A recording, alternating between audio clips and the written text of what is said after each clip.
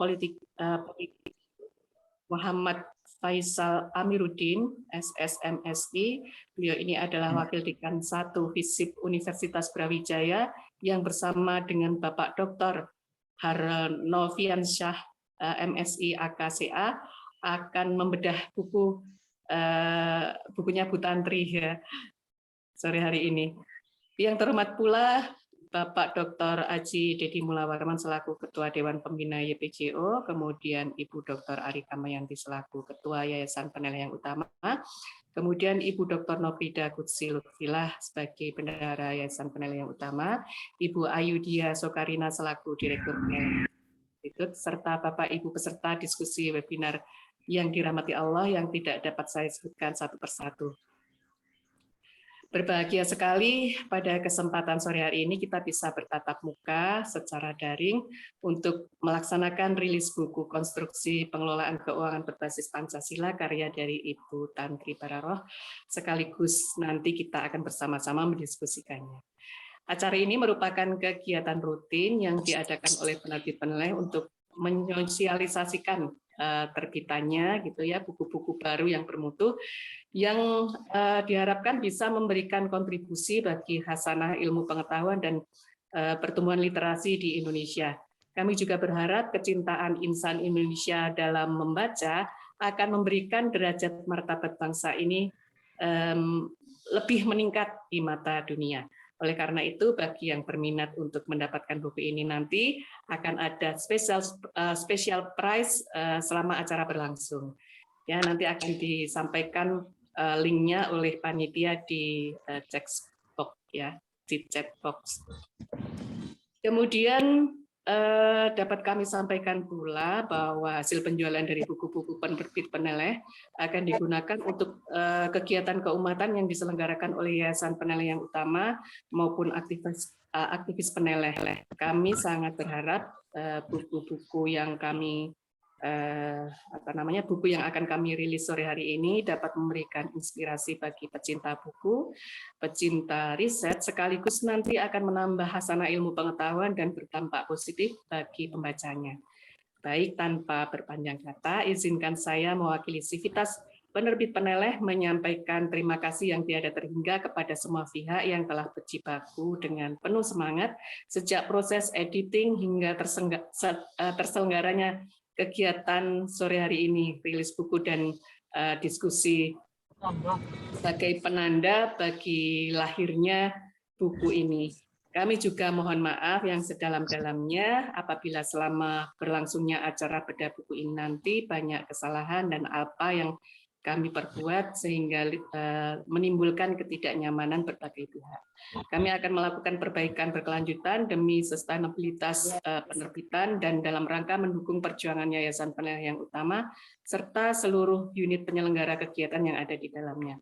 Dengan mengucap Bismillahirrahmanirrahim, kami berharap Allah akan menurunkan malaikat-malaikatnya untuk melindungi dan menyampaikan berkat Allah dari langit kepada kita semua.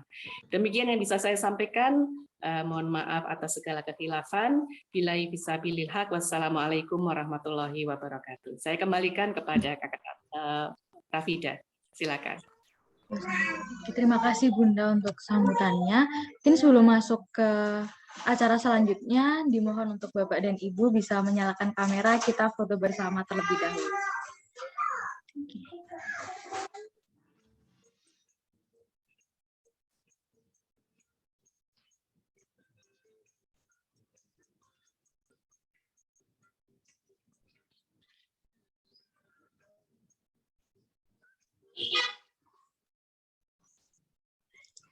Oke, ini ada 3 slide, mungkin untuk slide yang pertama.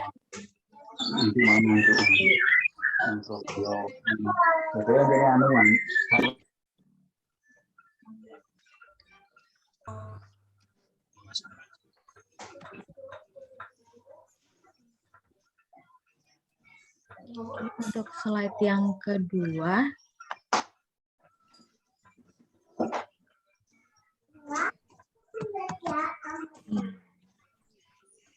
Ya. Terakhir untuk slide yang ketiga.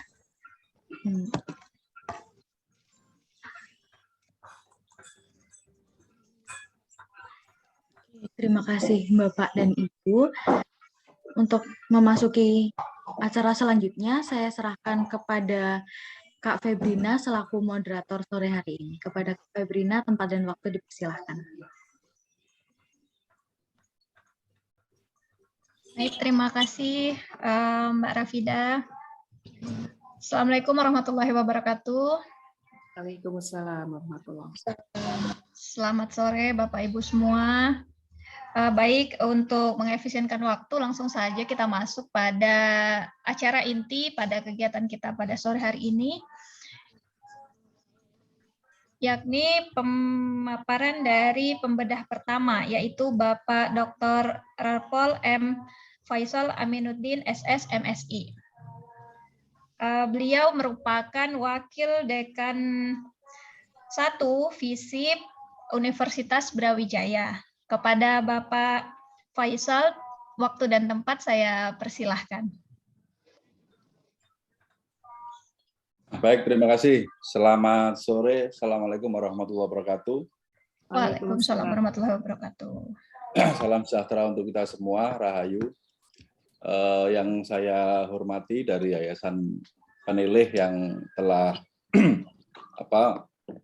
mengajak saya untuk kumpul-kumpul di sore hari pada pembukaan puasa ini. Jadi judulnya ngabuburit ya, sambil ngobrol-ngobrol ringan gitu. Kemudian yang saya hormati semua hadirin, tentu saja ada beberapa yang sudah saya kenal, yang belum kenal juga kita pada kesempatan ini kita saling memperkenalkan diri. Jadi saya Faisal, tadi sudah disampaikan oleh moderator. Sehari-hari saya jadi dosen di ilmu politik UB. Nggak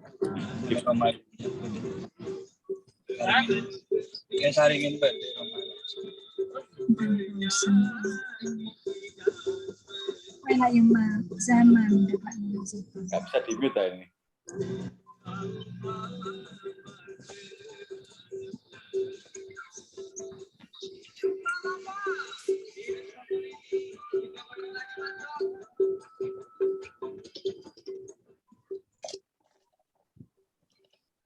Ya, pada kesempatan ini dalam bedah buku tentang pengelolaan keuangan daerah berbasis Pancasila, saya kemarin sudah membaca yang kurang lebih ada beberapa pertanyaan juga yang ingin saya sampaikan di sini, tetapi saya coba untuk membahas beberapa poin penting di dalam buku tersebut. Yang pertama tentu saja saya memberikan selamat kepada Ibu Dr. Tantri yang menulis buku tersebut, sebuah buku yang kemudian pasti akan memberikan banyak manfaat ya dan sumbangan yang sangat berharga terhadap khasanah keilmuan baik di dalam pengelolaan anggaran di daerah ataupun secara khusus untuk melakukan pengayaan platform ideologi di dalam partai politik ataupun di dalam ruang-ruang yang lain. Nah, dari buku ini saya melihat beberapa hal yang perlu untuk didiskusikan lebih lanjut ya, karena judulnya itu sangat menarik menurut saya. Jadi pengelolaan keuangan daerah berdasarkan atau berbasis Pancasila. Nah, tetapi di dalam uraian di dalam buku itu yang dibahas lebih banyak adalah mengenai ideologi politik ataupun ideologi ekonomi marhainisme. Nah, tentu saya bukan seorang akuntan atau yang belajar ilmu ekonomi, tetapi paling tidak secara ekonomi politik perlu ada penegasan apakah dengan sendirinya orang awam misalnya membaca ada keterkaitan langsung antara ideologi marhainis dengan Pancasila dan posisinya seperti apa. Kalau Pancasila itu secara keterwakilan ya, ideologi ekonominya apa, macam-macam. Jadi kalau orang sosialis juga berhak menafsirkan ya ideologi kami sosialis juga merupakan bagian dari Pancasila. Kemudian orang yang sistem ekonomi nasionalistik juga sama, memiliki klaim yang sama sebagai sistem ekonomi yang Pancasilais. Apalagi komunis juga. Kemudian yang lain tentu saja kalau kita bicara soal liberalisme dan sebagainya, tingkat keterwakilannya agak rendah di situ. Tetapi ada juga yang bisa mengklaim bahwa kami juga bagian dari sistem Pancasila. Nah, dari klaim yang hubungan antara Pancasila dengan ideologi politik atau ekonomi marhain ini, pendefinisian siapa kami atau siapa kita itu kemudian kurang mendapatkan penjelasan di dalam buku itu. Tetapi di bagian yang paling akhir ada juga banyak sempat disinggung. Nah, terkait dengan persoalan awal yang ingin diangkat di dalam bagian-bagian pertama itu ada keresahan bahwa pengelolaan anggaran APBD, ya simpelnya APBD karena bicara di level daerah itu banyak didominasi oleh yang disebut sebagai KIKF. Apa itu KIKF? Ada kapitalisme, imperialisme, kolonialisme, feodalisme. Nah, tentu jargon ini kan menarik untuk dibahas. Apakah masih relevan dan di mana relevansinya berbicara soal pengaruh dari KIKF ini dalam sistem penganggaran atau pengelolaan anggaran di negara ini. Nah, saya berangkat dari hal yang sederhana saja. Kalau kita lihat postur APBD itu, postur APBD baik itu kota, kabupaten ataupun tingkat pusat di APBN, berapa persen yang digunakan untuk belanja kepada kebutuhan atau pemenuhan kebutuhan publik. Kalau dibedakan, dibagi secara persentase begitu, dibandingkan dengan belanja yang dihabiskan oleh institusi aparatus negara. Nah, saya ambil contoh sedikit saja di beberapa tempat, kota kabupaten di Jawa Timur, sebagian besar memang dipakai untuk belanja aparat, baik itu secara langsung atau tidak langsung. Sehingga yang bisa dibelanjakan untuk kegiatan atau program publik ini persentasenya lebih sedikit. Nah, kenapa demikian? Kalau kita lihat postur anggaran, yang saya tahu ya di beberapa tempat yang PAD-nya itu sedikit, maka dia harus mendapatkan suplai dari dana alokasi khusus, kemudian ada secara umum dana perimbangan. Agar apa? Agar APBD-nya ini, posturnya ini bisa mengatasi belanja, baik itu belanja pegawai atau belanja untuk pembangunan. Nah, dalam pembangunan itu lebih banyak dipakai untuk kegiatan infrastruktur. Nah, dari struktur APBD seperti ini jelas yang dipakai untuk belanja kebutuhan publik itu sangat lebih sedikit ya. Kalau nggak dikatakan sedikit ya lebih sedikit daripada belanja yang untuk untuk aparat. Nah, mengapa demikian? Ini ada persoalan ideologi sebenarnya. Kenapa? Pilihan di dalam ideologi ekonomi politik dunia itu kan ada dua kutub, ya. Kutub antara yang kiri, yang sosialistik, ya komunis sosialistik dengan liberal kapitalistik. Ini pilihan dalam dua kutub yang berhadapan-hadapan. Nah, liberal itu menginginkan sedikit mungkin pemerintah atau negara itu tidak terlibat dalam urusan-urusan publik. Negara harus membatasi dirinya. Dia nggak boleh sampai ngatur orang bisnis, ngatur orang cari duit, ngatur ini, ngatur itu, nggak boleh. Harus semakin sedikit, semakin minim intervensi negara terhadap ekonomi. Sebaliknya, intervensi yang sangat besar, lebih besar itu semakin ke kiri, sosialistik. Negara harus mengatur semua, mulai dari proses produksi, konsumsi, pengendalian harga, dan sebagainya. Nah, di mana Indonesia? Di mana posisi kita? Nah, katakanlah kalau ada jargon ekonomi kerakyatan, oke, ekonomi yang kemudian berpihak terhadap kepentingan rakyat. Rakyat itu siapa? Ada rakyat orang miskin, ada orang kaya, ada pengusaha. Rakyat yang mana? Mereka juga rakyat. Nah, sehingga apa? Sehingga kemudian kalau ditarik di dalam bahasa politik, seperti yang disampaikan di dalam buku itu, saya ini coba untuk memahami ya, masuk di dalam buku itu, ada istilah wong cilik, ya ini istilah yang general. Partai PDI Perjuangan juga menggunakan istilah wong cilik. Nah, wong cilik ini adalah mereka yang secara ekonomi ada di bawah, sebagian besar, atau secara politik termarginalkan, atau secara hak-hak sosial politiknya itu ada di pinggiran. Oke lah, taruhlah kalau kita bicara soal ekonomi, maka mereka adalah yang disebut wong cilik ini adalah subjek dari bagian yang paling bawah, sehingga mereka jumlahnya besar, kemudian secara ekonomi juga lemah, sehingga apa? Sehingga setiap kebijakan ekonomi negara harus dipastikan untuk mengintervensi mereka. Nah, pertanyaannya adalah bagaimana melakukan formulasi intervensi terhadap mereka ini? Karena apa? Karena wong cilik itu tidak akan selamanya jadi wong cilik. Kecuali Anda ingin agar mereka tidak naik kelas, tidak menjadi kelas menengah. Sehingga tetap aja piramida itu mereka ada di bagian bawah. Karena apa? Karena nggak ada intervensi yang sungguh-sungguh yang diharapkan untuk membuat mereka jadi kelas menengah. Kalau mereka jadi kelas menengah, nggak ada yang dikapitalisasi dong, nggak ada yang disebut wong cilik dong. Nah, itu merupakan bagian yang kemudian harus dicermati.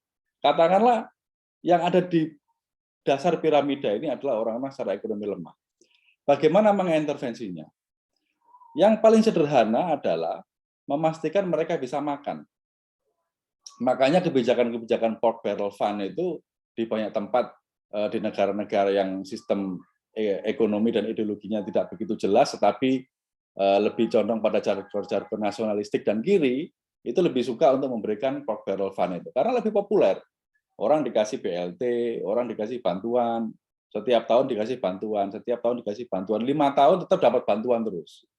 Karena apa? Untuk mengucurkan belanja langsung tadi itu. Nah, lalu apalagi kebijakan untuk intervensi terhadap mereka agar mendapatkan keahlian. Diajari untuk jahit, diajari untuk bikin kue dan sebagainya. Nah, itu adalah upaya yang kemudian dimodifikasi di dalam kebijakan penganggaran intervensinya. Nah, bagaimana dengan pembukaan lapangan kerja dalam skala yang lebih luas? Nah, pembukaan lapangan kerja dalam skala yang lebih luas ini berhadapan dengan kepentingan pengusaha. Makanya ada upah di situ. Bagaimanapun yang namanya pengusaha itu doktrinnya satu. Nggak mungkin saya pengusaha nggak ingin dapat untung. Itu nggak mungkin. Dan ketika saya ingin mendapatkan untung, maka saya harus mengintervensi kebijakan. Nah, ketika saya mengintervensi kebijakan, maka saya memiliki upaya untuk lobby dan memastikan regulasi itu bisa menguntungkan saya. Nah, pertentangannya ada di sana. Tetapi jangan lupa, ketika dunia korporasi ini dibuka secara luas, investasi besar-besaran masuk. Nah, ini yang kemudian agak sensitif. Jangan-jangan mereka ini membawa kolonialisme baru. Mereka membawa sistem kapitalisme ini imperialis baru. Ya memang kita mau tidak mau, kalau foreign direct investment kita itu ditarik semua, ya udah kita nggak bisa makan, kita kolaps. Negara seperti Rusia yang sangat kuat aja ketika kasus Ukraina kemarin, dia sempat goyang walaupun sudah ada antisipasi lama. Apalagi di Indonesia. Makanya kemudian menurunkan visi ideologi, nilai-nilai ideologi ke dalam platform kebijakan itu adalah sesuatu yang kemudian sangat sulit, sangat sulit. Nah, kembali lagi pada spektrum antara kiri dan kanan. Kalau di contoh misalnya di Jerman itu pasca Perang Dunia Kedua, dia akan kolaps ya kan. Ada dua pilihan antara mengikuti sistem ekonomi demokrasi dan demokrasi liberal kapitalistiknya Amerika atau mengikuti Soviet. Nah, tetapi dia memilih tengah-tengah, namanya sistem ekonomi pasar sosial. Artinya apa? Kita butuh enterprise, kita butuh entrepreneur, kita butuh korporasi yang besar. Agar apa? Agar kita bisa menciptakan banyak barang untuk dijual dan memutar lebih banyak keuntungan. Tetapi di sisi yang lain, kami juga harus memastikan redistribusi pendapatan, redistribusi aset publik untuk kesejahteraan publik secara luas. Nah, membuat formulasi ini butuh waktu 10 tahun. Dan hampir semua partai di sana, baik itu Partai Kristen Demokrat ataupun Partai SPD, itu juga sama-sama membuat platform kebijakan yang sama. Sehingga apa? Sehingga ketika diturunkan sampai level yang paling bawah, anggaran, kemudian pengelolaan anggaran dan sebagainya, mereka bisa memastikan bahwa Yang namanya negara itu kan ada pemerintah. Negara ini kan kapalnya. Ada pemerintahan di situ. Pemerintahan itu ya 5 tahun sekali ganti. Partai siapa yang menang ganti. Lah, tetapi ini membedakan antara aspek kejujuran, transparansi, akuntabilitas itu sebagai sebuah atau sesuatu yang embedded di dalam negara itu. Jadi di dalam negara yang kapitalistik, orang nggak jujur juga disingkirkan, mereka nggak laku. Jangan dikira mereka fraud, kemudian bisa mengelola negara. Mereka juga nggak bisa mengelola negara dengan fraud, dengan menipu, kemudian dengan tidak bertanggung jawab, itu nggak bisa.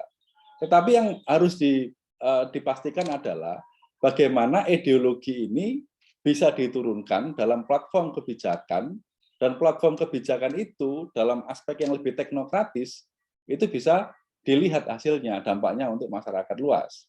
Nah, makanya di sini kemudian jadi hal yang sangat penting dari buku ini, karena paling tidak saya mencatat ada 3 hal yang penting. Jadi buku ini memperlihatkan semangat ya, ada semangat untuk melakukan internalisasi nilai-nilai Marhain dalam platform kebijakan penganggaran. Ini hal yang belum pernah saya jumpai ya. Ya selebihnya memang buku-buku yang ada itu ya jargonik saja, membahas mengenai masa lalu, kemudian dengan pidato-pidato yang kemudian dikembang-kembangkan, tetapi dalam aspek yang lebih teknokratis, yang lebih rigid lagi di dalam pengambilan kebijakan terkait dengan penganggaran, itu hampir jarang saya jumpai. Makanya buku ini memperlihatkan semangat dan usaha untuk melakukan internalisasi nilai-nilai Marhain dalam platform pengambilan kebijakan dan penganggaran. Itu yang pertama. Kemudian yang kedua, dari serangkaian diskusi yang dibahas di dalam buku ini, ada 229 halaman lebih itu, ada proses pengalaman pribadi yang kemudian memunculkan sebuah potret interaksi antara pengalaman personal, interaksi dengan berbagai kekuatan politik, dan banyak contoh-contoh kasus yang kemudian diangkat dan dianggap sebagai bagian dari implementasi atau aktualisasi nilai-nilai Marhain di dalam pengambilan kebijakan. Misalnya kasus di Surabaya, kemudian di Solo dan di Batu, itu juga ditampilkan secara verbatim, ada wawancara dan sebagainya. Sehingga apa? Sehingga kita sebagai pembaca itu bisa melihat dan kemudian menilai sejauh mana refleksi yang dilakukan oleh penulis, baik sebagai praktisi ataupun sebagai akademisi, ya sebagai orang yang terlibat di dalam dan sesekali waktu melihat dari luar, dari kejauhan, terkait dengan internalisasi nilai-nilai Marhainisme di dalam pengambilan kebijakan secara real. Dan selain 2 itu, saya kira ada hal besar ke depan yang perlu dilihat ya. Kenapa? Kalau saya cermati misalnya, semua partai di Indonesia itu, baik itu partai berhaluan ABCD yang ada, ketika ditanya dasar ideologinya apa, berbeda. Ada yang nasionalis, ada yang religius, ada nasionalis religius. Kemudian ditanya pertanyaan kedua, bagaimana posisi ekonomi, kemudian posisi nilai, kemudian posisi platform kebijakan mereka, rata-rata jawabannya juga sama. Sampai pada level kebijakan. Jadi kebijakan mensejahterakan rakyat, semua partai bilang begitu. Kebijakan akan memastikan bahwa buruh dan tani mendapatkan perhatian, mendapatkan dana dan sebagainya. Semua partai akan bicara seperti itu. Tetapi diferensiasi yang tegas, yang kemudian bisa membedakan bahwa nilai dasar ideologi, platform kebijakan sebuah partai itu bisa berbeda dalam level implementasi. Itu adalah persoalan besar yang akan menunggu untuk dijawab, baik itu dari partai A, B, dan C, baik partai yang nasionalis, religius, atau partai-partai yang berdasarkan keagamaan. Sehingga apa? Sehingga diferensiasinya jelas. Saya kasih contoh misalnya, saling klaim terkait dengan undang-undang desa, atau dengan undang-undang yang lain terkait dengan investasi. Siapa bisa mengklaim itu jasa siapa? Nggak bisa. PDI misalnya mengklaim ini adalah kami Nggak bisa, karena apa? Karena orang di Partai Demokrat, oke, yang mengusulkan bersama-sama tentu dari PDI, bisa saja. Tetapi yang mengesahkan adalah pemerintahan saya, katanya SBY dulu itu. Nah, ini juga yang kemudian membuat diferensiasi program antar partai itu tidak jelas. Karena apa? Karena penarikan atau proses menurunkan nilai ideologi, kemudian jadi visi dan platform kebijakan itu masih jadi persoalan di Indonesia ini. Sehingga ke depan saya kira buku ini bisa menjadi pijakan ya bagi siapapun yang ingin mencoba untuk menemukan, menggali format ideal bagaimana kebijakan entah umum atau spesifik penganggaran itu bisa dilakukan baik oleh ideolog partai atau akademisi atau praktisi, sehingga diferensiasi antar ideologi itu bisa lebih bisa dilihat dalam politik dan implementasinya di sektor ekonomi dan penganggaran di Indonesia. Saya kira dari saya itu mungkin bisa dilanjutkan nanti dalam sesi diskusi. Terima kasih banyak. Assalamualaikum warahmatullahi wabarakatuh. Waalaikumsalam warahmatullahi wabarakatuh. Terima kasih Bapak Faisal atas pemaparannya yang sangat menarik sekali. Sehingga saya sendiri dari background accounting mendapat informasi-informasi dan pemikiran baru dari sudut pandang politik dari pemaparan Bapak tadi. Nah, ini sepertinya sudah ada yang mau bertanya, semangat sekali. Tapi kita sebelum masuk sesi pertanyaan, kita masuk dulu pada pemaparan kedua. Dari pembedah kedua kita, kalau tadi kita sudah berbicara dari sudut pandang politik, sekarang kita masuk dari sudut pandang akuntan. Bagaimana buku ini ketika dibedah oleh seorang akuntan. Telah bergabung bersama kita Bapak Dr. Harnoviansah, AK MSI AK. Beliau merupakan dosen tetap Sekolah Pascasarjana Universitas Pancasila, sekaligus Ketua FDAP IAI KAPD. Kepada Bapak Dr. Harnoviansah, waktu dan tempat saya persilahkan. Assalamualaikum warahmatullahi wabarakatuh. Alhamdulillah. Di sore yang cerah ini kita bisa berkumpul, kita bisa berdiskusi terkait buku yang sangat luar biasa dihasilkan oleh teman saya, orang yang luar biasa, Bu Dr. Tantri Bararoh. Perkenalkan, nama saya Harnoviansah. Ya, salam kenal Pak Faisal Aminuddin. Saya sering ke Brawijaya, tapi selalu di bagian di accounting-nya. Di akuntansi selalu di Brawijaya, beberapa kali juga menguji S3 di Brawijaya, Pak Faisal. Jadi salam kenal. Ya. Kemudian juga ke para pengurus Yayasan Paneleh, Pak Dr. Aji Dedi. Ya. Kita mungkin sudah saling kenal, tapi belum ketemu secara fisik, secara langsung. Pak Aji Dedi, yang saya sering ketemu adalah Dr. Ari Kamayanti, sahabat saya. Juga tadi saya lihat ada guru saya, Profesor Cipto Sawarjuwono, tadi kelihatannya hadir. Dan juga ini ada dari dosen Bengkulu, Pak Bayhaki. Ya. Saya juga bingung mau membahasnya dari mana, karena tadi Pak Faisal membahasnya dari sisi accounting-nya ada, penganggaran, dan politiknya ada. Jadi saya juga tidak mau kalah mungkin ya. Accounting-nya ada, kemudian politiknya juga ada. Tapi apa yang disampaikan oleh Pak Faisal kan saya menduga-duga. Pak Faisal ini nanti akan bicara apa, sehingga saya juga sudah masuk dalam dugaan saya apa yang dibicarakan oleh Pak Faisal ya. Ada dua hal penting tadi yang mungkin kita sepemikiran Pak Faisal ya. Yang pertama, ini yang dibahas Marhen atau Pancasila di dalam buku ini ya. Tapi pada intinya buku ini memang luar biasa. Saya lihat ini karena Bu Tantri adalah orang kualitatif, saya sendiri orang kuantitatif. Saya membaca itu, saya harus mengikuti jalur pikir dari penulisnya. Ya, di pertama awal karena saya orang kuantitatif, membacanya memang agak sedikit kata wong Jawa kuwi kowalak-walik gitu loh Pak.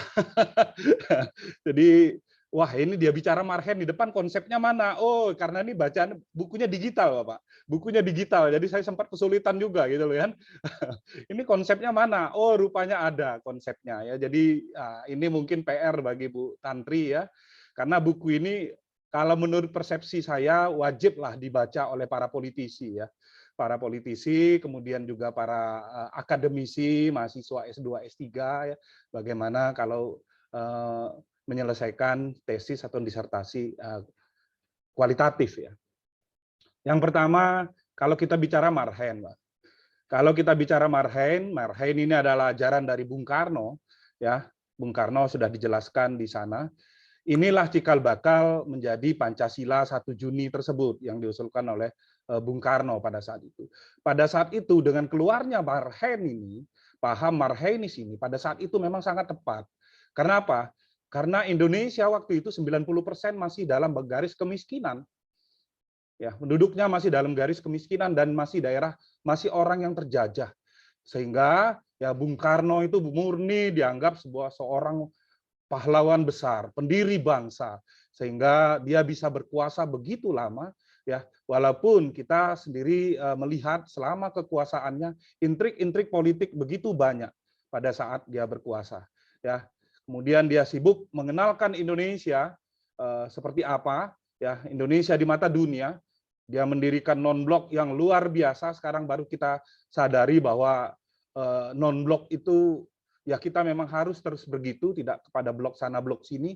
Walaupun Bung Karno sendiri kemudian terlempar kepada blok tertentu ya selama dia berkuasa. Sempat dengan Amerika dekat, kemudian sempat juga dengan Cina dekat, yang blok komunis. Ya.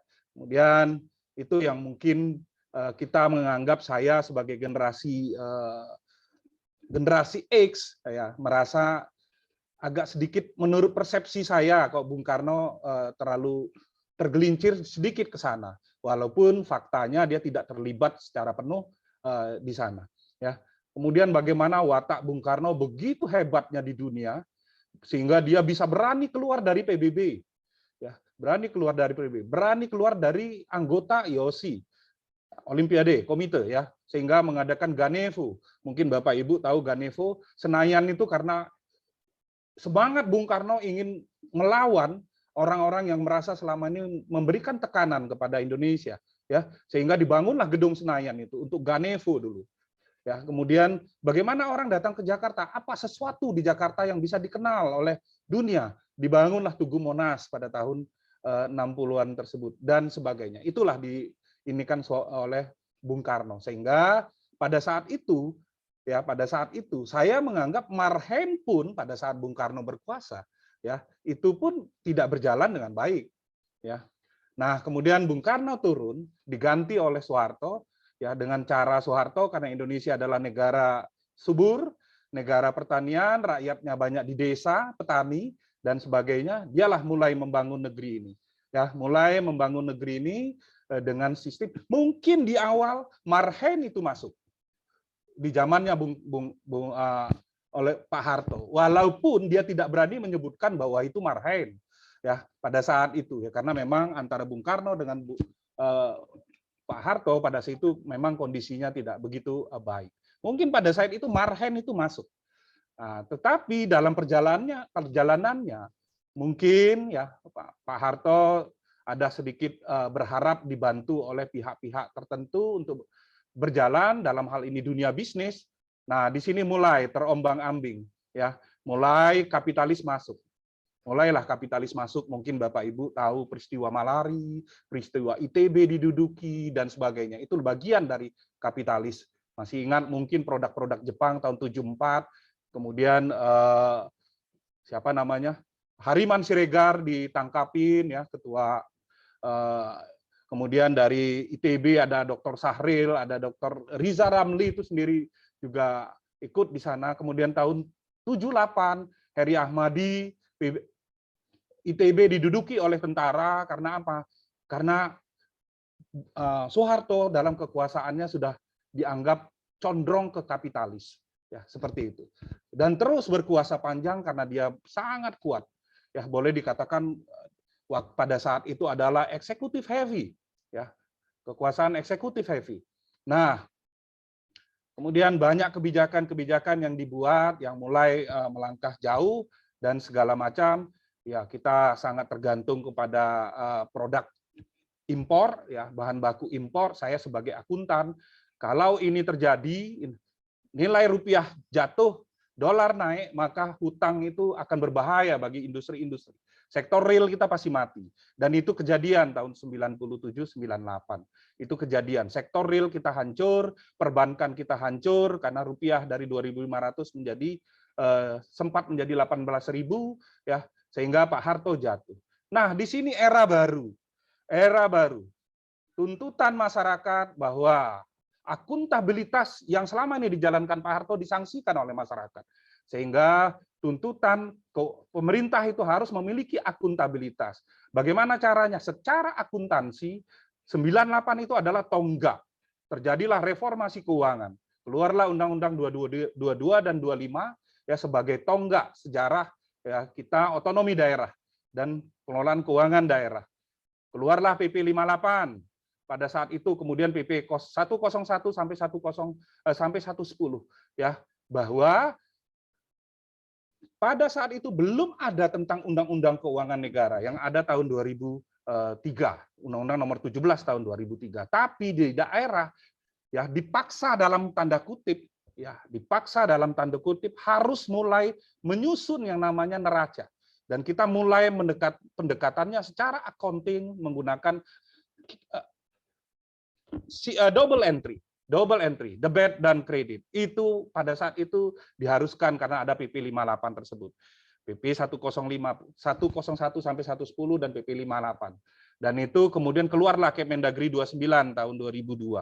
Sehingga itu adalah tuntunan dalam penyusunan anggaran dan penyusunan pelaksanaan akuntansi, penata usahaan di daerah, terutama di daerah. Nah, disinilah mulai terjadi. Karena apa? Terjadi perubahan politik ini terjadi berdampak kepada dari eksekutif heavy menjadi legislatif heavy. Legislatif heavy. Jadi kuat sekali legislatifnya. Kuat sekali legislatifnya berdampak. Penyusunan anggaran otonomi dimulai dari perencanaan. Di perencanaan sudah mulai terjadi kong kali kong dalam penyusunan anggaran. Disitulah ditentukan siapa nanti mendapat apa pada saat ini sudah disahkan. Sehingga yang namanya musren dibahas di dalam buku ini, musrenbang itu, dan itu sudah terbukti di dalam wawancara di Kabupaten di Batu, Malang. Masyarakat sudah antipati dengan yang namanya musren, keterlibatannya. Ya, nah di sini mulai marhen itu sudah mulai menjauh. Marhen itu sudah mulai menjauh. Masyarakat sudah antipati, nggak percaya. Kami sudah mengusulkan, tapi kenyataannya nanti di SKPD atau OPD sekarang namanya itu menjadi permainan dan tidak masuk lagi sehingga menumbuhkan ketidakpercayaan masyarakat dan ini dibahas di dalam buku ini. Ini yang saya suka. Jadi buku ini pandangannya bukan hanya positif heavy, dia juga berbicara tentang negatif apa yang terjadi dengan sistem penganggaran kita. Sehingga apa? Plafon anggaran, proses perencanaan, kebijakan umum anggaran itu dipermainkan. Itu dipermainkan. Kemudian dalam penyusunan anggaran itu benar yang kata Bu Tantri, karena saya juga lebih dari 15 tahun terjun dalam keuangan daerah, itu copy paste. Itu copy paste. Ya, itu ternyata copy paste, memang copy paste karena mereka sifatnya daerah dari sisi pendapatan, mereka hanya collecting, memungut, tapi mereka dasarnya tidak melihat potensi daerah dalam menyusun dari sektor pendapatan. Ini fakta. Kenapa? Karena dia beranggapan ya kalau saya berdasarkan potensi, nanti takut targetnya tidak tercapai, realisasinya lebih kecil daripada anggarannya. Berbahaya nanti karir saya di DPR nanti akan ini kan secara politik, kepala daerahnya kena. Nah seperti itu. Inilah yang terjadi. Sehingga apa? Ya pokoknya naiklah. Naiknya berapa persen? Naiknya diikuti inflasi lah. Kenaikan anggaran itu tiap tahun mengikuti inflasi lah. Nah inilah yang terjadi ya. Sehingga ada terputus antara masyarakat dengan wakilnya. Kita tidak bisa tidak, yang punya hak itu wakil. Antara masyarakat dan wakilnya. Nah, ini tidak dibahas dalam buku ini. Padahal itu terputus. Ya, harusnya dengan marhen, ini harus dibahas. Apa terjadinya? Artinya sistem politik kita ada yang salah. Sistem perekrutan kita dari sisi politik itu ada yang salah. Ini yang tidak dibahas dalam buku ini. Harusnya itu yang juga ikut ditekankan di dalam buku ini. Walaupun buku ini secara umum sangat bagus. Ini jadi masyarakat itu merasa jauh dengan wakilnya. Ya Bapak Ibu lihatlah, pernah ada mengecek siapa wakil Bapak Ibu pada saat resesi, datang nggak dia? Melihat nggak datang nggak dia ke daerah-daerah? Mungkin banyak yang datang. Ya, saya dulu pernah juga menulis waktu itu di Batam. Saya menuntut, apa tuntutan saya? Harusnya wakil rakyat itu menulis kinerjanya selama 1 tahun. Kalau perlu dipublikasi di koran lokal. Ya, kalau perlu dipublikasi di koran lokal. Jadi tahu kita kinerjanya apa. Dia bertanggung jawab terhadap daerah pemilihannya. Layak nggak dia dipilih lagi dan sebagainya. Harus dipublikasi. Selama ini siapa yang mempublikasikan? Wakilnya itu. Termasuk di pemerintah pusat, di DPR RI. Ada nggak yang mempublikasikan kinerjanya selama 1 tahun? Atau 1 tahun, setiap tahun? Tidak ada. Jadi apa yang kita pilih sekarang? Ya kayak kucing dalam karung. Kucing dalam karung. Anggota DPR berlomba-lomba dipanggil TV untuk wawancara, untuk apa segala macam supaya wajahnya dikenal. Artinya motifnya sudah beda. Kejujuran sudah mulai jauh dari sana. Itu kejujuran itu ketuhanan, kejujuran, kemandirian dan keadilan serta gotong royong itulah inti utama dari Marhen. Ini sudah hilang dari wakil-wakil kita.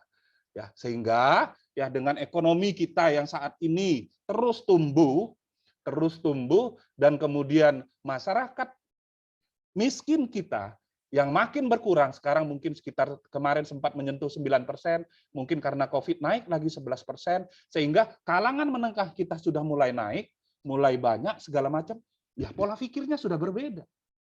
Apakah masih tepat?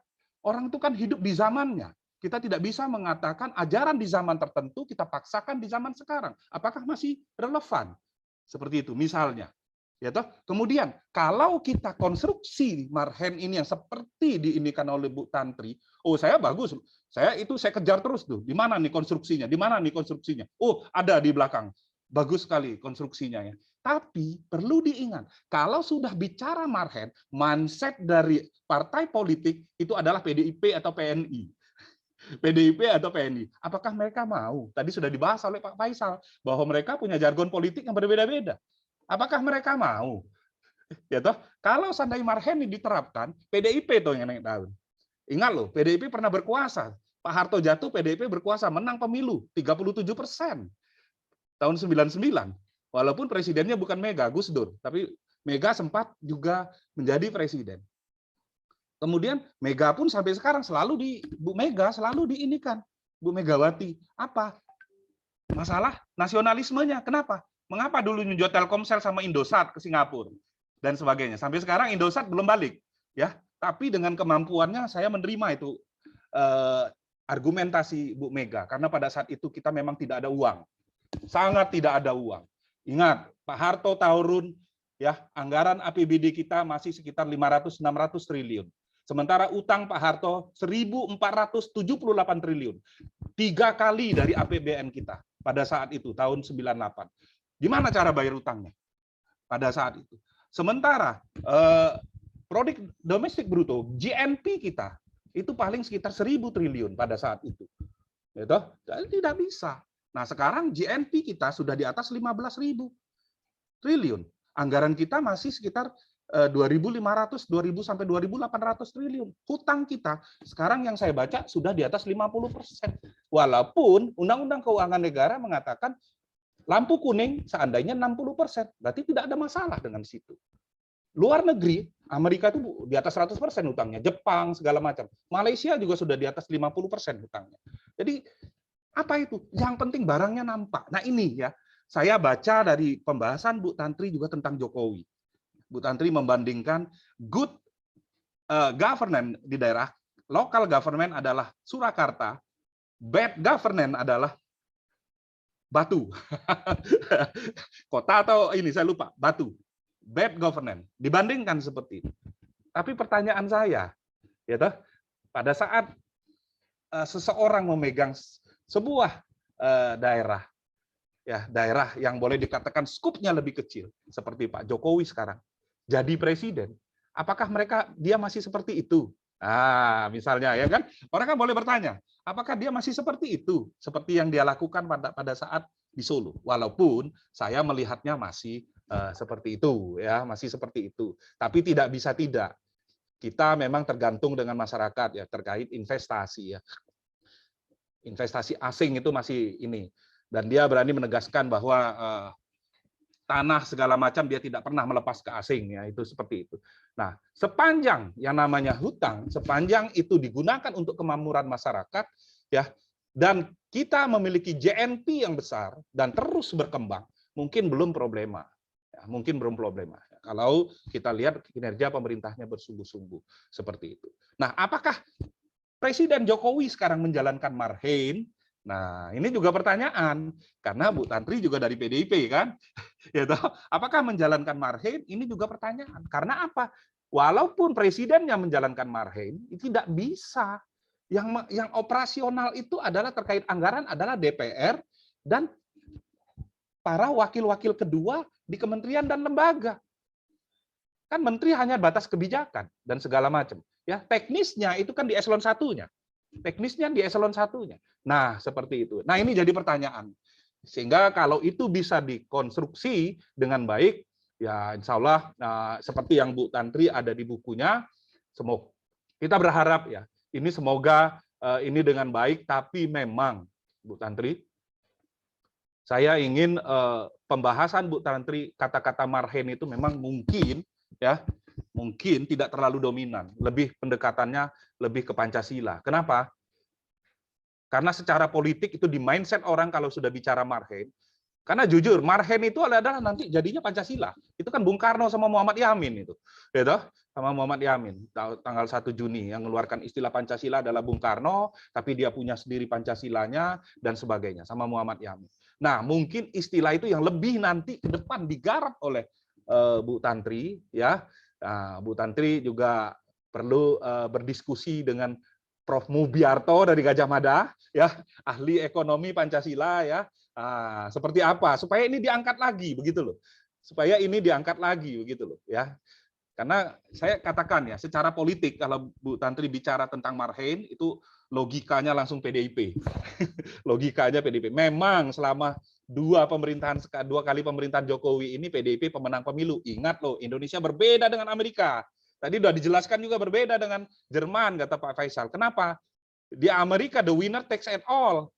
Paham ya? Jadi misalnya di Jawa Timur PDIP pemenang, maka wakil rakyatnya semuanya dari PDIP.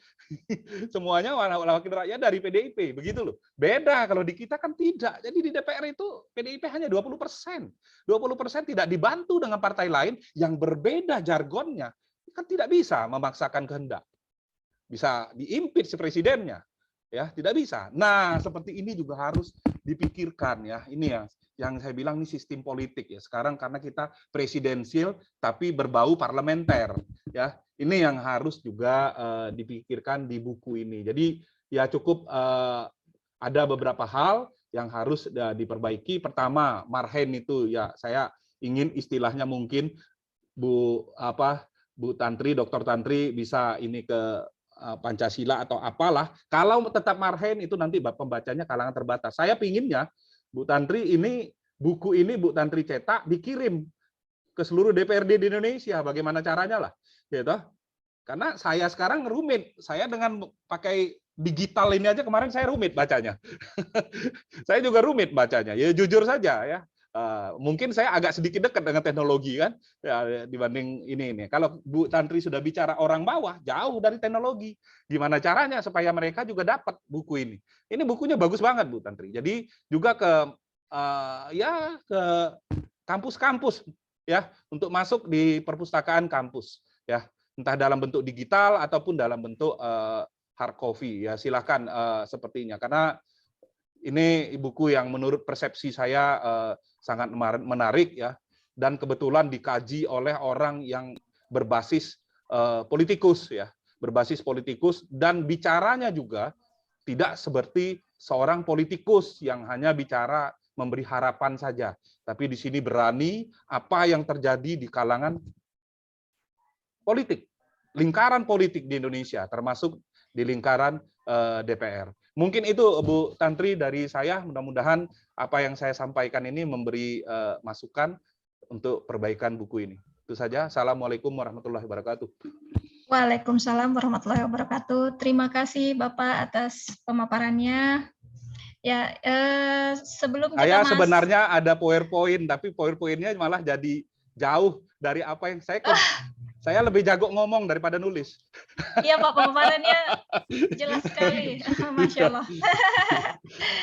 Baik, selanjutnya sebelum kita masuk kepada klarifikasi dan penjelasan dari sang penulis, kita akan memperlihatkan dulu sedikit video tentang penerbit Peneleh. Sekaligus bila ada Bapak Ibu yang ingin membeli buku, mungkin bisa melihat katalog kami di chatbox. Ada link di chatbox yang bisa diklik. Ya, kepada panitia, videonya bisa diputar sekarang.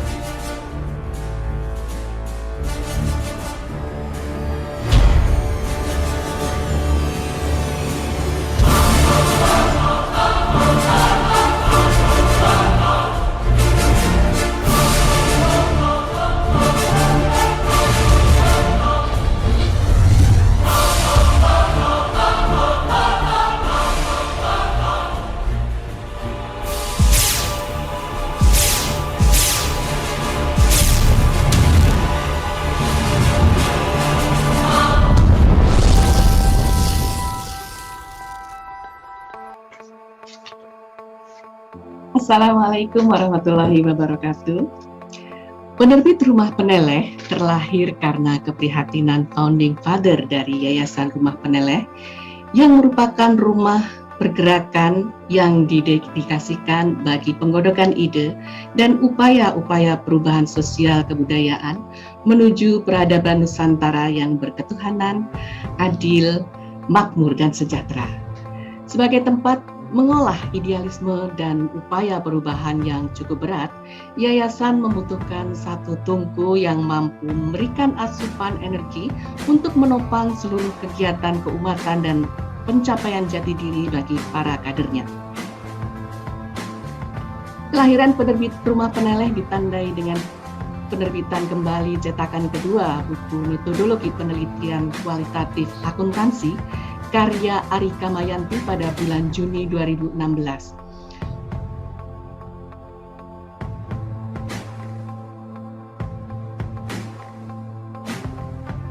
Buku ini berhasil menjadi bestseller dan telah dibedah di banyak tempat, sehingga menginspirasi munculnya buku-buku baru dengan gaya selingkuh khas Peneleh, religiositas, dan kebangsaan. Transformasi penerbit Rumah Peneleh menjadi penerbit Peneleh telah menjadikan energi alih sebagai penggerak menuju perbaikan yang berkelanjutan.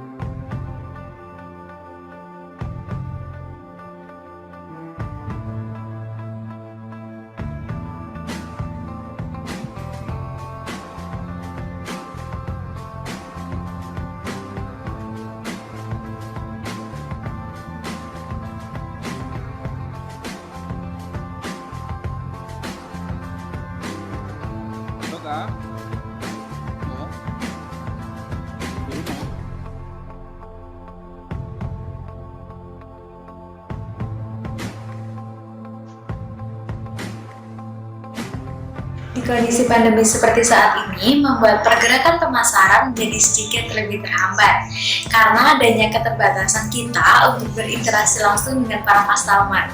Namun dengan pemaksimalan teknologi mampu menjadikan kegiatan pemasaran lebih efektif dan efisien. Pemaksimalan media, teknologi, dan fitur yang memiliki minat tinggi serta digunakan juga oleh pangsa pasar mampu meningkatkan penjualan dibandingkan dengan penjualan secara offline atau sebelum pandemi. Digital marketing menjadi semakin penting guna membuka peluang baru agar bisnis tetap bertumbuh di kondisi seperti saat ini.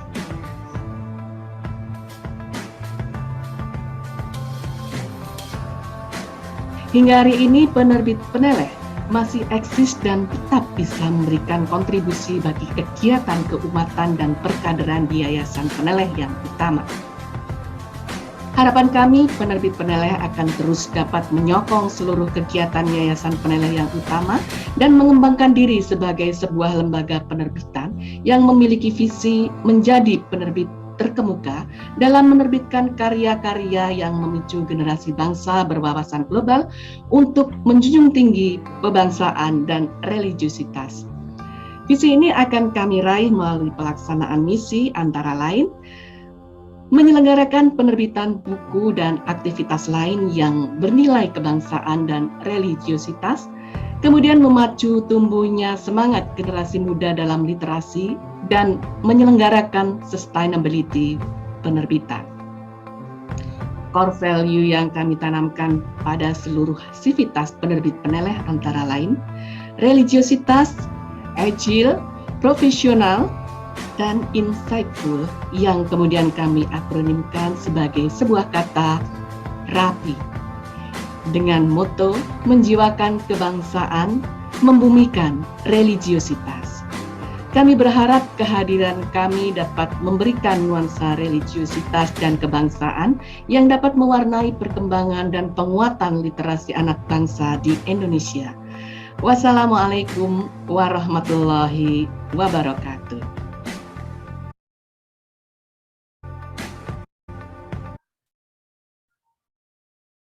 Ya, itu tadi video singkat tentang penerbit Peneleh, dan Bapak Ibu yang ingin membeli buku dan melihat katalog kami bisa melihat pada link yang dikirimkan pada chat box. Selanjutnya langsung saja kita beralih pada sesi penyampaian tanggapan, klarifikasi, maupun penjelasan lebih lanjut dari penulis buku ini, yakni Ibu Dr. Tantri Bararo, SE MSI AK. Sebelumnya saya akan membacakan CV singkat beliau. Saat ini beliau merupakan dosen akuntansi di Universitas Wijaya Kusuma Surabaya, sekaligus anggota DPRD Kabupaten Malang. Kalau melihat pendidikannya, beliau sangat komplit ya, kalau saya katakan paket komplit, mulai dari sarjana administrasi negara Universitas 17 Agustus, kemudian magister sains pengembangan sumber daya manusia Universitas Brawijaya, sekaligus magister akuntansi Universitas Wijaya Kusuma, dan yang terakhir program doktor ilmu akuntansi Universitas Brawijaya. Pengalaman organisasi juga sudah tidak perlu diragukan lagi, sejak tahun 1988 hingga yang terakhir sekarang merupakan bendahara DPC PDI Perjuangan Kabupaten Malang dan juga Ketua DPC Istri Ikatan Sarjana Rakyat Indonesia Kabupaten Malang. Kepada Ibu Tantri Bararo, saya persilahkan. Ya, kami mengucapkan terima kasih banyak.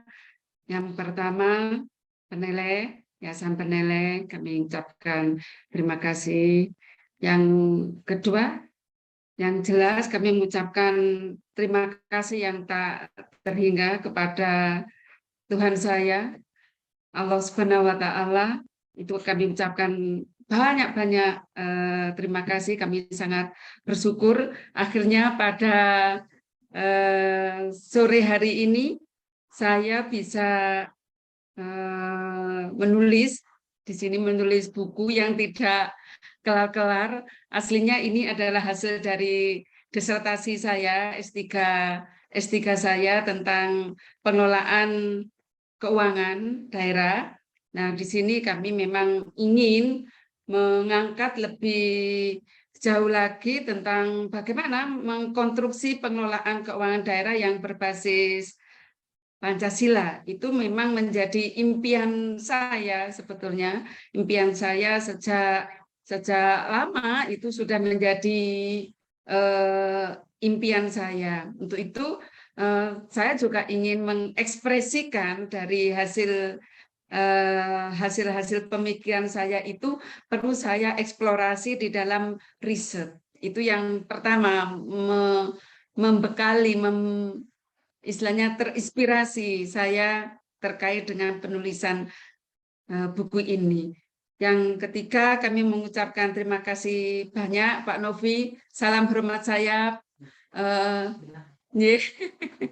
Sering bersama-sama, kebetulan juga saya juga menjadi anggotanya Pak Novi yang di dalam forum ya, forum kita, forum FDAP. dosen ya akuntansi publik yang ada di Pak Novi. Ikut CME.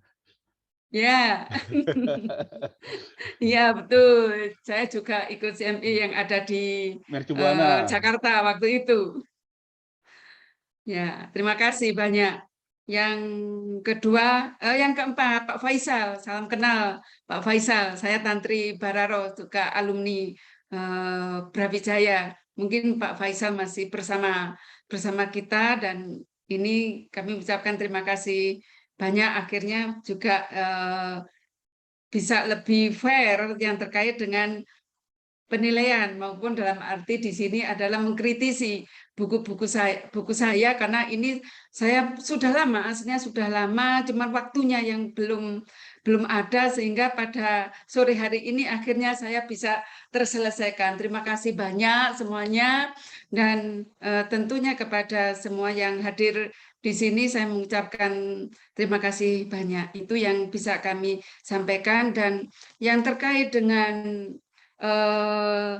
judul dan isi, memang perlu kita pahami bersama bahwa di sini saya ingin menjelaskan bahwa yang di dalam bukunya Profesor Ruslan Abdul Ghani itu disebutkan bahwa Marxisme is Pancasila. Jadi ketika kita ingin memahami Marxisme, memahami Pancasila, harus paham dulu dengan Marxisme. Itu di dalam tulisannya Ruslan Abdul Ghani, Bapak Ruslan Abdul Ghani. Sehingga saya sangat terinspirasi berawal dari situ. Untuk itu saya harus paham dulu dong kalau begitu tentang Marxisme. Bahwa Marxisme itu ada ketuhanan yang Maha Esa, ada sosionasionalisme, ada sosiodemokrasi. Itu masuk di dalam nilai-nilai yang ada di dalam Marxisme,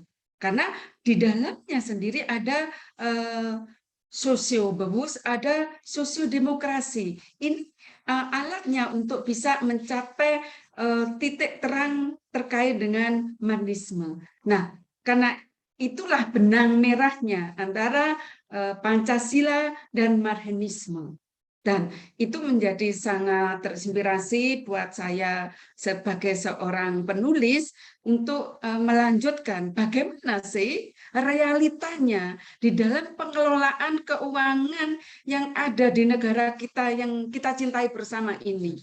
Apakah ini juga sudah sesuai dengan nilai-nilai yang ada di dalam Marxisme is Pancasila. Ya, Pancasila ada nilai-nilai yang kita tuangkan di dalamnya, ada ketuhanan yang Maha Esa, ada kemanusiaan, ada persatuan Indonesia, musyawarah mufakat, yang tujuannya semua ini adalah untuk kesejahteraan rakyat. Nah, ini yang saya sampaikan kepada para pendengar semua yang ikut di dalam bedah buku di sini, dan itu pun yang menjadi istilahnya inspirasi kami. Dan tadi ada faktor-faktor yang lain di sini yang terkait dengan sistem sistem ekonomi nasionalistik, bagian dari sistem Pancasila yang tadi disampaikan oleh Pak Faisal dalam buku saya di sini kan memang APBD ini apakah masih relevan dengan kondisi yang saat ini yang terkait dengan Marxisme yang di sini ada realitanya bagaimana sih? Apakah di dalam penyusunan APBD itu masih bersifat kapitalistik, imperialistik, kolonialistik, dan feudalisme? Nah, ini apakah masih ada? Karena realitanya, kalau saya waktu itu, ini kan buku ini sudah lama aslinya, penelitian ini, kami ingin juga ke depannya ingin mengembangkan apa yang disarankan oleh Pak Faisal maupun oleh Pak Novi. Nanti ke depannya ingin saya gali lebih dalam lagi yang terkait dengan Pancasilanya. Nanti akan kami gali lebih dalam lagi. Nah, untuk itu bahwa saat ini pemikiran kami ini adalah waktu itu pemikiran bahwa kenapa kok di dalam Seremban ini masih formalitas saja. Nah, ini loh yang pada saat itu saya ingin membedah ini. Kok formalitas sih? Mestinya ini dikerjakan secara serius, baik oleh DPR sampai ke DPRD ini harus dikerjakan secara serius. Pada saat itu saya belum jadi dewan ya, menulis buku ini pada saat itu saya belum jadi dewan, saya pure memang jadi dosen ya. Saya pure memang menjadi dosen. Loh, kenapa sih ini kok formalitas? Mestinya ini harusnya diamalkan dong nilai-nilai ini para legislatif maupun para eksekutif. Ini harusnya dilaksanakan, tapi kok realitanya tidak. Ini loh yang berkecimpung dalam pemikiran saya saat itu, dan alhamdulillah kalau saat ini saya di bagian anggaran, badan anggaran, minimal pemikiran-pemikiran saya ini bisa saya aplikasikan. Dan pemikiran ini bisa saya aplikasikan dan bisa saya amalkan di dalam penyusunan pengelolaan keuangan daerah. Ini loh yang saya bawa kepada eksekutif maupun legislatif. Jadi saya itu punya bekal ketika saya itu jadi dewan, kan gitu toh. Itu harapan saya, walaupun tidak banyak, mungkin hanya 1-2 orang yang paham tentang akuntansi dan 1-2 orang paham tentang sektor publik, tapi tidak apa-apa. Artinya saya tetap ingin berjuang bagaimana nilai-nilai Pancasila ini masuk di dalam semua lini kebijakan. Ini harapan saya secara pribadi ya, harapan saya, karena tanpa saya masuk ya saya tidak bisa apa-apa. Ini kan saya sebagai akademisi pada saat itu saya tidak bisa apa-apa, hanya bisa meriset dan memberikan masukan kepada kaum politisi, kaum eksekutif, kaum para pengusaha maupun masyarakat. Saya secara tidak langsung maupun langsung saya bisa mengedukasi kepada mereka, karena saya mohon maaf tadi apa yang disampaikan Pak Novi, saya sudah turun. Artinya turun itu kan memang turun artinya memperkenalkan, karena alhamdulillah di tempat saya juga ada narasumber yang terkait dengan berbagai macam permasalahan yang ada. Artinya kita mengamalkan sekaligus mengedukasi kepada masyarakat, dan alhamdulillah itu terjawab oleh mereka. Artinya bahwa kita memang harus turun. Ketika kita ini tidak turun, masyarakat tidak tahu apa kerja kita, dewan itu apakah hanya nguyur-nguyur saja atau tidak ada yang dikerjakan, sehingga masyarakat pun tidak tahu apa sih yang sudah dikerjakan oleh dewan. Tapi itu masukan yang sangat bagus, dan alhamdulillah sedikit demi sedikit itu kami memasukkan nilai-nilai tersebut. Terima kasih Pak Novi, tadi itu sudah memberikan pemikiran buat kami, dan sekaligus bisa kami implementasikan sebagai wakil rakyat sekaligus. Maka dari itu kami juga berpikir ketika ya maaf ya, jadi dewan itu ya memang harusnya paham. Tapi karena sistem pemilihan kita ini adalah sistem pemilihan dari rakyat langsung, rakyat dan juga tidak tahu. Kadang-kadang masyarakat ini mana yang pinter yang sesungguhnya, terus apa yang visi misinya yang disampaikan, itu tuh rakyat tidak sampai ke sana. Gitu loh. Ketika itu turun itu dalam hal pemilihan, artinya pencalekan itu kan kadang-kadang cuma pilihlah saya, tapi tidak ada nilai-nilai yang dibangun sesuai dengan nilai-nilai Pancasila kita, artinya ideologi kita yang harus kita bangun. Nah, itu sih yang menjadi pemikiran kami, sehingga masyarakat itu tidak jauh, wakilnya pun tidak jauh dari masyarakat. Itu yang perlu ada sistem sistem politik kita yang perlu istilahnya harus diluruskan agar terjawab apa yang menjadi pemikirannya Pak Novi. Saya terima kasih lagi kepada Pak Faisal. Memang ini adalah semangat penulis untuk bisa menginternalisasi nilai-nilai Marhen di dalam setiap kebijakan pengelolaan keuangan daerah maupun dalam proses untuk memasukkan di dalam kekuatan politik menjadi sebuah kebijakan, ada politik anggaran yang masuk di dalamnya.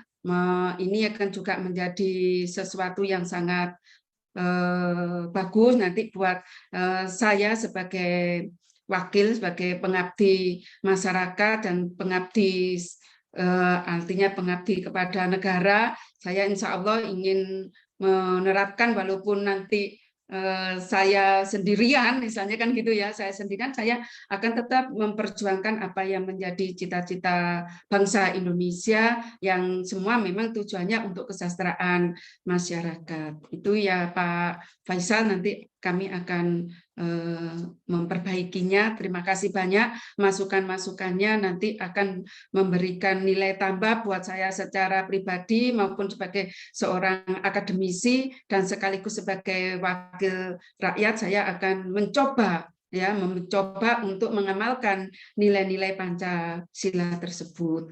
Terus untuk Pak Novi tadi sudah banyak yang dijelaskan, kami juga mengucapkan sangat terima kasih sekali. Dan tadi ada pertanyaan yang sangat menggelitik buat saya, bahwa perlu diingat ketika ini nilai-nilai Marhen ini diterapkan, itu akan membesarkan PDI. Saya pikir ini tidak hanya membesarkan PDI Perjuangan ANSE, tapi ini adalah kemenangan buat rakyat Indonesia, karena tujuannya adalah untuk mensejahterakan rakyat Indonesia yang penuh dengan semangat ini. Saya pikir itu karena untuk memahami Pancasila ya harus memahami tadi yang disampaikan oleh Bapak Ruslan Abdul Ghani, harus memahami Marhenisme. Ya, terkait dengan penelitian Batu dan Surakarta, memang pada saat itu kami juga terinspirasi dari masukan dari kawan-kawan pada saat S3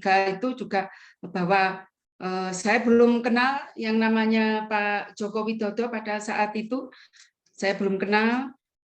Beliau juga wawancara pada riset kami, maksudnya saya meminta beliau untuk menjadi salah satu narasumber kami, sehingga sangat terinspirasi sekali. Pada saat itu juga saya sampaikan, saya belum tahu kalau Pak Jokowi nantinya jadi presiden pun saya juga belum tahu ya. Terus saya hanya sampaikan kepada beliau, Pak, maksudnya saya terinspirasi dari Bapak, ya mudah-mudahan nanti Bapak bisa menjadi presiden. Ya alhamdulillah jadi presiden. Ya, sampai sekarang pun mungkin saya juga belum secara intens yang terkait dari hasil riset kami ini, artinya intens dalam arti buku setelah menjadi buku ini. Nanti insya Allah kami juga ingin apa yang telah disampaikan oleh Pak Novi, bahwa saya bagaimana ini buku ini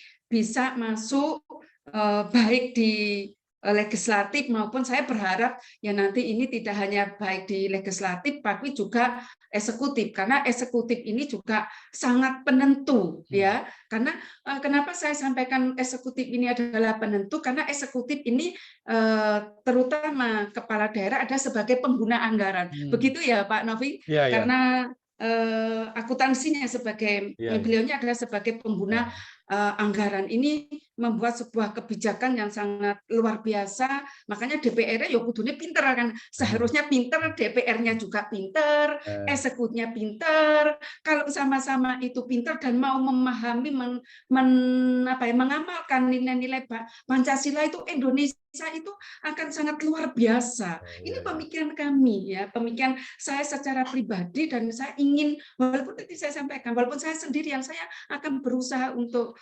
masuk ya. Memang itu semua tidak mudah. Ketika ini sendirian itu tidak mudah. Siapa yang bisa membangun ini semua? Ya para akademisi. Para akademisilah yang menjadi garda depan. Karena ada sebagai pengontrol intelektual, pengontrol keseimbangan terkait dengan independensi ini ya para akademisi. Para akademisi yang harus maju untuk bisa mengedukasi kami ini, mengedukasi para eksekutif, kan perlu ini semuanya. Kalau hanya seorang tantri tidak ada nilainya, tidak ada artinya buat semuanya, dan tidak ada, sangat kecil sekali. Kan kami hanya berusaha untuk masuk dari sisi sela-sela yang kecil saja, dan akademisilah yang nanti menjadi garda yang paling depan untuk bisa menjembatani Indonesia menjadi negara yang paling didengar, Indonesia yang paling menuju untuk kebaikan, itu negara Indonesia. Makanya di sini bahwa ideologi kita adalah ideologi Pancasila, itu tidak dimiliki oleh negara manapun di dunia ini, ada hanya di Indonesia. Makanya menjaga kerukunan umat beragama itu dengan adanya ideologi kita Pancasila yang sudah final ini. Ini yang menjadi pemikiran kami. Dan yang ketiga, saya juga mengucapkan terima kasih sekali ini untuk Pak Mubiarto. Mungkin saya juga salah satu penggemar ya, salah satu penggemar bukunya Pak Mubiarto yang terkait dengan ekonomi Pancasila, yang memang belum istilahnya itu dikonstruksikan secara detail, tapi itu ada sebuah grand teori besar yang memang harus diterjemahkan.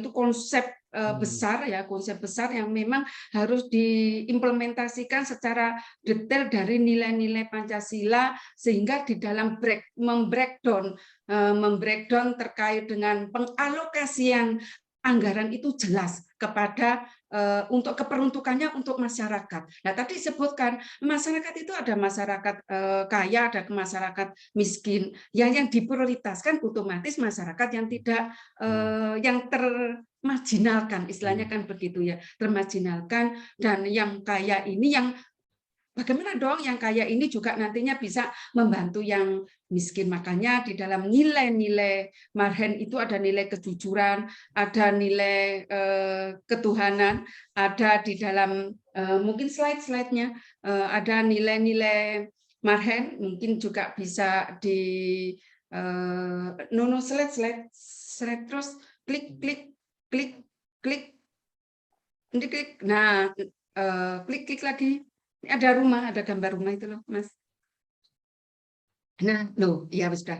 Ini ada nilai-nilai Marhen, ada ketuhanan, ada kejujuran, ada kemandirian, gotong royong, dan keadilan. Ini yang dibangun rumah kita itu Marhen is Pancasila. Kalau Pancasila ada nilai ketuhanan, tadi kami sampaikan, ada yang musyawarah itu tadi, ada sila keempat, ada kemanusiaan, persatuan Indonesia, musyawarah, mufakat, semua adalah untuk mencapai keadilan sosial bagi seluruh rakyat Indonesia. Saya pikir itu menjadi pola pemikiran kami, dan mudah-mudahan nanti didukung oleh Pak Faisal dan Pak Novi, kami bisa mengemban amanah untuk bangsa dan negara. Terima kasih. Wassalamualaikum warahmatullahi wabarakatuh. Waalaikumsalam Waalaikumsalam warahmatullahi wabarakatuh. Terima kasih Ibu Tantri. Selanjutnya, mengingat waktu yang semakin mepet untuk buka puasa ya, kita langsung saja masuk kepada sesi diskusi. Mungkin ini sesi diskusinya sangat terbatas. Ya, untuk pertama dari tadi ini ada Ibu Eva Sundari yang sudah raise hand. Ya, saya persilahkan Ibu. Terima kasih. Assalamualaikum warahmatullahi wabarakatuh. Saya akan singkat saja. Pertama, saya sangat gembira dan bangga dengan buku yang ditulis oleh Mbak Tantri. Mbak Tantri itu anggota juga di Institut Sarinah, di mana Institut Sarinah itu adalah think tank ya untuk memperjuangkan gagasan-gagasan kebangsaan dan juga religiusitas, tapi khusus untuk segmen Sarinah ya, perempuan.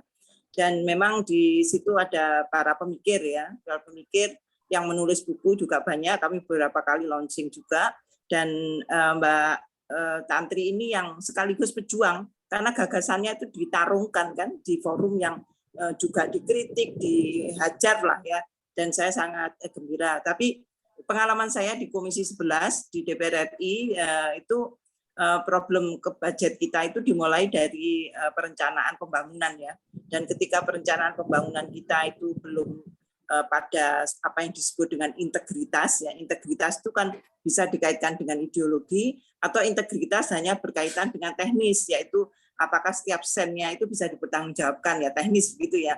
Dan dua ranah inilah yang disoal sama Mbak Tantri sebetulnya.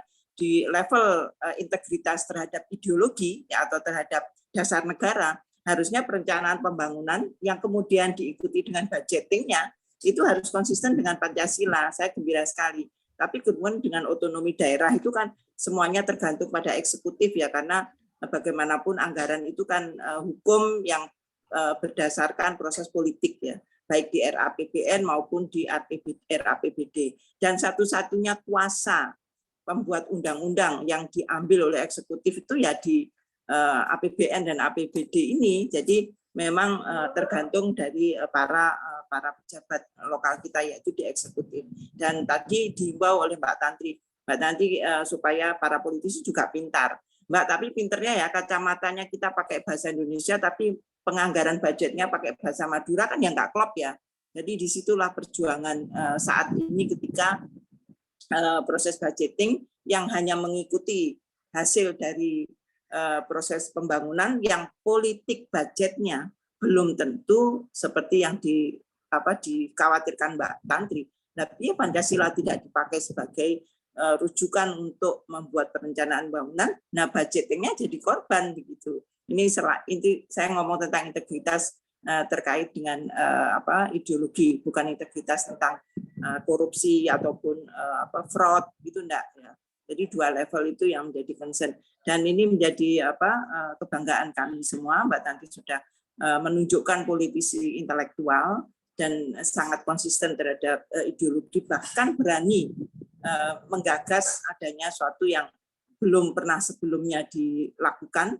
Kita pernah berjuang untuk pro-puo budget ya, karena pro-puo itu adalah marhen ya. Jadi tapi itu pun hanya untuk pidato komitmen moral ya, bahwa ini pro gender, ini pro lingkungan, ini pro partisipasi. Tapi begitu kita teliti rupiah-rupiahnya itu nggak ke sana. Jadi itu problem yang kita alami saat ini, dan Mbak Tantri memilih untuk jalan terjal di tengah-tengah ketidakkonsistenan ini. Selamat Mbak Tantri, juga selamat kepada panelnya yang juga sudah mengambil berani untuk menerbitkan gagasan-gagasan progresif yang tidak mainstream. Terima kasih. Saya tetap percaya bahwa integritas terhadap komitmen ideologi harus diperjuangkan, bukan hanya integritas terhadap penggunaan anggaran. Terima kasih. Selamat Mbak Tantri. Baik, terima kasih Ibu Eva Sundari. Selanjutnya kita masuk dulu kepada penanggap kedua. Ini ada dari Bapak Dr. Insinyur Daniel Rohi, dari tadi sudah raise hand. Silahkan Bapak. Oke, terima kasih moderator, Mbak Eva dan juga Mbak Tantri, Pak Novi, Mas Faisal dan semua yang hadir. Pertama-tama saya gembira mengikuti forum ini, dan apa yang disampaikan sangat fundamental dan membuka kembali memori kita bahwa dulu waktu zaman Orde Baru ketika masih ada GBHN itu ada satu istilah PNSPP, Pembangunan Nasional sebagai Pengamalan Pancasila. Saya kira Mbak Tantri dengan bukunya belum saya baca loh Mbak Tantri, tapi saya dengar sepintas tadi bahwa ini upaya ke sana sedang Mbak Tantri lakukan, bagaimana bahwa pembangunan nasional itu harus punya pijakan ideologis. Dan pijakan ideologis itu harus bukan pada tataran ide, pada tataran visi, tapi harus masuk ke realita. Yang seperti yang tadi Mbak Eva sebutkan. Ya mungkin dalam kita menyusun anggaran, terus terang saya juga di Dewan, ya kita tidak pernah berpikir tentang ideologi. Karena seperti Pak Novi sampaikan, ya kadang-kadang anggaran itu copy paste dari periode-periode sebelumnya. Tanpa kita punya waktu yang banyak untuk menyelidiki apakah anggaran-anggaran tersebut punya kaitan ideologis atau tidak. Nah, dan kalau saya menilai, ya dalam konteks Jawa Timur, ya masih jauh dari harapan. Kalau kita bilang bahwa salah satu, mungkin tantangan kita Mbak Tantri, bagaimana konsep ideologi ini, ekonomi Pancasila, pembangunan kita itu tercermin dalam struktur anggaran kita. Tadi Mas Faisal bilang ya, anggaran kita kan masih dua, anggaran rutin dan juga anggaran program bagi pemerintah. Dan rutin gaji itu masih pada porsi 60%. Rata-rata kan begitu. Nah, mungkin dari istilah itu mungkin kita rubah dulu kalau memang ideologi. Satu, anggaran belanja pemerintah, yang kedua harus tulis besar-besar. Yang kedua adalah belanja rakyat, kan begitu. Nah, Pancasilanya ya pada saat kita lihat di belanja rakyat. Dan kalau kita mau background lebih dalam lagi, itu sangat-sangat kecil. Contoh, kalau dalam 5 urusan pembangunan daerah, salah satunya urusan ekonomi di Jawa Timur itu hanya porsinya 5%-an. Nah, itu ekonomi itu di dalam sudah ada, kita bahas tentang program terkait dengan ekonomi Pancasila itu apa sih? Yaitu ekonomi gotong royong. Ekonomi gotong royong itu apa? Ya koperasi. Nah, kalau kita lihat di koperasi dan UMKM, ya anggarannya sangat minim, kan begitu. Artinya kalau implementasi ideologi itu pada pembangunan ekonomi, ya minimal pada sektor-sektor tersebut ada keberpihakan anggaran yang cukup besar. Gitu. Nah, ini tapi segala apa, ini artinya Mbak Tantri mengingatkan kita supaya minimal bagi partai yang bisa mengadopsi ide Mbak Tantri ini, ya bisa diterapkan di level-level kabupaten maupun provinsi, sehingga hal yang bahwa ideologi jadi penganggaran bukan satu yang utopis, tapi bisa diimplementasikan dan bisa terukur di dalam indikator kinerja utama dalam pembangunan kita. Mungkin itu komentar saya juga mengucapkan selamat untuk Mbak Tantri untuk membuka kembali pikiran kita bahwa ideologi itu penting untuk diimplementasikan sampai kepada angka-angka, bukan pada jargon. Terima kasih. Baik, terima kasih. Ya.